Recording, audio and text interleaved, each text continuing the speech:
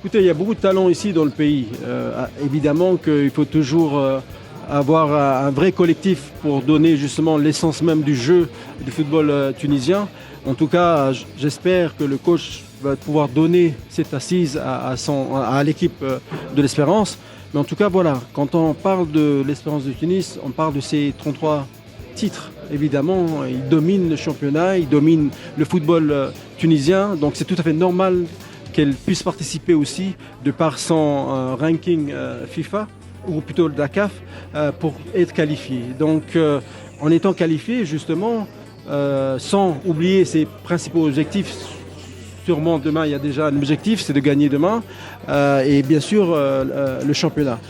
Toutefois, voilà, il y a cette Coupe du Monde-là qui est présente, où ils sont déjà qualifiés. Une Coupe du Monde des clubs avec des grands candidats, avec des grands noms. Il y a un impact exceptionnel, il y a une visibilité du football tunisien qui sera vue par des milliards de téléspectateurs et de spectateurs et de followers. Donc, au contraire, pendant cette Coupe du Monde-là, tout le monde va savoir c'est où Tunis, c'est où le désert de Tozar, qu'est-ce qu'on mange en Tunisie, etc., etc. Et bien sûr, c'est ça le foot. Ça dépasse tout. C'est pas simplement le sport, mais aussi le peuple, sa nourriture, son tourisme, etc., etc.